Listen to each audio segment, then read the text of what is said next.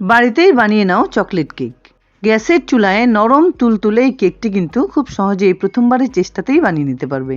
ভিডিওটা প্রথম থেকে দেখে টিপসগুলো যদি ফলো করো, একদম পারফেক্ট তৈরি হবে তোমাদের কেকটিও। এর আগেও বিভিন্ন রকম কেকের রেসিপি তোমাদের সঙ্গে শেয়ার করেছি, দু একটা ভিডিওর লিঙ্ক এই ভিডিওর ডেসক্রিপশন বক্সে দিয়ে দেবো, তোমরা প্লিজ চেক করে নিও। তাহলে চলো দেরি না করে দেখে নেওয়া যাক পুরো ভিডিওটা। দুর্দান্ত স্বাদের এই কেকটি বানানোর জন্য সবার প্রথমে এখানে একটা বোলে আমি ভেঙে নিচ্ছি দুটো ডিম।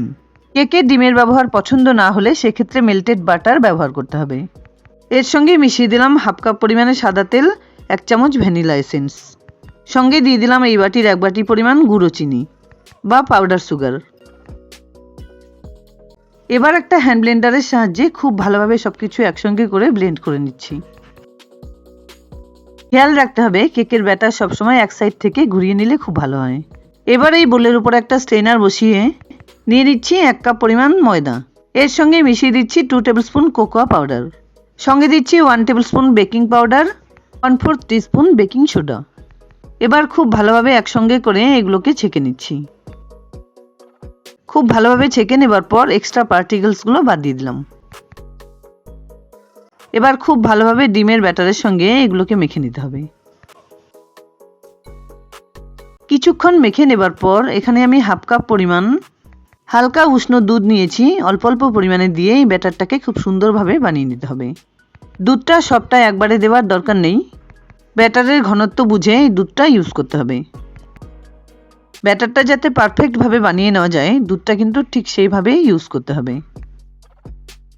খুব সুন্দরভাবে হ্যান্ড ব্লেন্ডারটা এক সাইডে ঘুরিয়ে ঘুরিয়ে কেকের জন্য পারফেক্ট ব্যাটার আমার বানিয়ে নেওয়া হয়ে গেছে। এবার এর সঙ্গে বাচ্চাদের পছন্দ অনুযায়ী মিশিয়ে দিলাম 1 টেবিল স্পুন টুটি ফুটি। না চাইলে অবশ্যই অ্যাভয়েড করবে, তবে মিশিয়ে দিলে বাচ্চাদের খুব পছন্দ হবে। দেখো ব্যাটারটা কিন্তু ঠিক এরকমভাবে বানিয়ে নিতে হবে।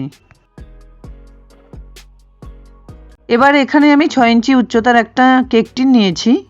এরকম কোনো অ্যালুমিনিয়ামের বোল কিন্তু সবার ঘরেই থাকে। এর ভেতরে খুব ভালোভাবে তেল ব্রাশ করে নিচ্ছি। ইচ্ছে হলে তোমরা কিন্তু একটা বাটার পেপারও ব্যবহার করতে পারো, না হলেও কোনো ব্যাপার না। এবার এর ঠিক মাঝখানে কেকের ব্যাটারটা ঢেলে দিতে হবে, যাতে মাঝখানে ঢালার ফলে কেকের ব্যাটারটা চারদিকে সমানভাবে ছড়িয়ে যায়। বড়দিন উপলক্ষে এই কেকটা খুব সহজভাবে বানিয়ে সবাইকে কিন্তু খুব খুশি করতে পারো। সম্পূর্ণ ব্যাটারটা ঢেলে নেবার পর হাত দিয়ে এভাবে একটু ট্যাপ করে ডেকোরেট করার সময় কেকটা যাতে আরেকটু সুন্দর দেখায়, সেজন্য উপর দিয়ে কয়েকটা কাজু বাদাম সঙ্গে কয়েকটা চেরি সাজিয়ে দিচ্ছি। তোমরা তোমাদের পছন্দ মতো যে কোনো ড্রাই ফ্রুটস ইউজ করতে পারো। এবার কেকটা বেক করার জন্য একদম রেডি। অন্যদিকে 5 মিনিট আগে রান্নার কড়াইতে 1 কাপ পরিমাণ নুন দিয়ে তার ভেতরে একটা আয়রন স্ট্যান্ড বসিয়ে ঢেকে 5-6 মিনিট প্রিহিট করে নিয়েছিলাম। আর একটা এয়ারটাইট ঢাকনা দিয়ে ঢেকে দিচ্ছি। ঢাকনার ছোট ছিদ্রটা আটা দিয়ে বন্ধ করে দিচ্ছি। এবার ফ্লেমটাকে লো টু মিডিয়ামে রেখে 20 থেকে 25 মিনিট এটাকে বেক করে নিতে হবে। 25 মিনিট ধরে বেক করে নেবার পর গ্যাস অফ করে 5 মিনিট স্ট্যান্ডিং টাইমে রেখে একবার চেক করে নিচ্ছি। একটা টুথপিক কেকের ঠিক মাঝখানে এভাবে গেঁথে দিয়ে বের করে নেবার পর টুথপিকটা যদি একদম ক্লিয়ার আসে, তাহলে বুঝতে হবে কেকটা পারফেক্ট বেক হয়ে গেছে। কেকটাকে পুরোপুরি ঠান্ডা করে নেবার পর খুব সুন্দরভাবে কেটে দেখিয়ে দিচ্ছি যে কত সুন্দরভাবে চকলেট কেকটা বানিয়ে নেওয়া হয়ে গেছে। মোটামুটি ঠান্ডা হয়ে এলে একটা ছুরি দিয়ে কেকের সাইডগুলোকে এভাবে ছাড়িয়ে নিচ্ছি, যাতে কেকটাকে উল্টে বের করে নেবার সময় কোনো রকম প্রবলেম না হয়। এবার কেকের উপরে কোনো প্লেট বা পুরনো কোনো কেক ট্রে এভাবে চেপে ধরে উল্টে দিতে হবে। দেখো কেকটা কি সুন্দর হয়েছে দেখতে। যেমন সুন্দরভাবে বেক হয়েছে তেমনি কিন্তু নরম হয়েছে। বাচ্চাদের বায়না মেটাতে যখন তখন এই কেকটি ঘরোয়া কিছু উপাদান দিয়েই কিন্তু বানিয়ে দেওয়া যাবে। যেমন দেখতে সুন্দর হয়েছে তেমনি কিন্তু তুলোর মতো নরম।